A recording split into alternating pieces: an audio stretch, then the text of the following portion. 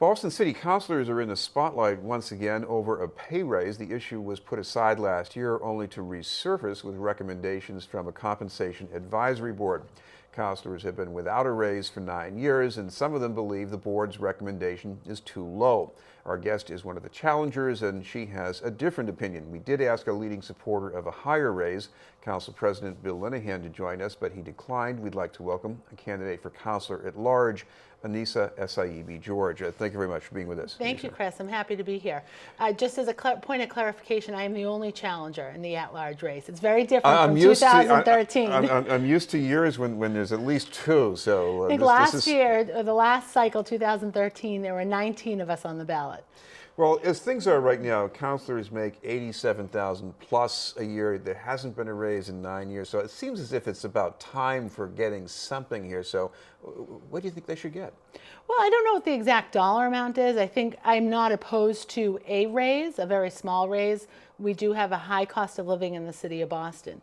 Where I have a challenge with what's happening, where I have a problem with what's happening, is the amount of increase the council is asking for. We started this conversation about a year ago, and the city council had proposed a $25,000 pay raise, which was then dropped to $20,000. That's what was sent over to the mayor's office. He vetoed that, refused that, and then put in place this compensation board. Well, one of the things that seems to be pretty clear is that city councilors spend only a limited amount of time on business in the city council chamber. But, you know, they have the offices in the back, you have meetings in City Hall, the regulatory business, you have neighborhood meetings. So, you know, I know one other councilor, Frank Baker, says, you know, it's a 24/7 job. It absolutely is, and I hope that all city councilors view it that way. It's an incredible opportunity when you sign up to be a city councilor to serve the people that you represent in the city of Boston. It's an awesome experience for sure, and it's a responsibility that no councilor should take lightly. But it is, it's public service, and we shouldn't be feeding at the trough of our residents of the city of Boston and the taxpayers of the city. Well, you know, I know there are some councilors who fade into history without a trace, but some of them, they go on to bigger things, and this is how we groom people to be leaders of the city or the state even.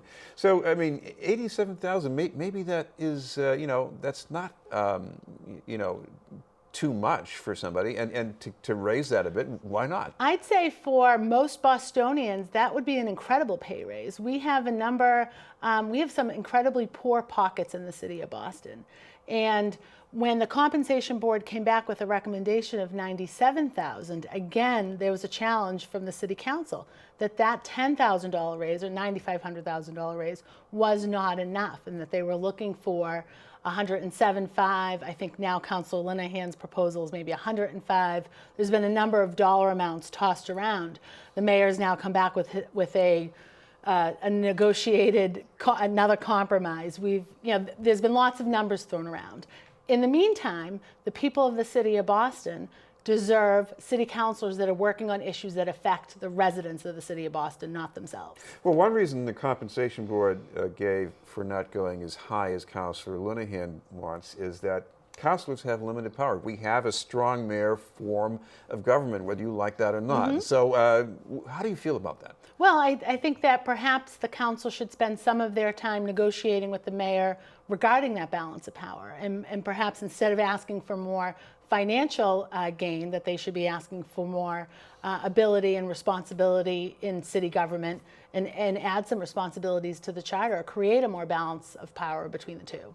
What about the way we decide on these raises? Because, you know, this involves a vote by the council. It involves a signature from the mayor. I mean, it's politicized from the get-go. Why not find a way to sort of put that outside, maybe index it? I mean, shouldn't we be doing something like that? We certainly need to take a serious look at the way that this raise comes about. It's not something we should be discussing for a year. It is not a 12-month issue. It is something that a discussion that has to happen, I think, in some sort of public realm for transparency. We need to be able to see what our elected officials are doing, especially when it comes to their personal pay. And to have some sort of public discourse or conversation around it is fine, but it needs to be in a very definite short period of time, this conversation. So you're out there, you're looking for votes. What are people saying to you about this? People are saying, let's talk about issues that matter to them. Let's talk about violence. Let's talk about education. Let's talk about the things that affect their daily lives as opposed to a counselor's daily life.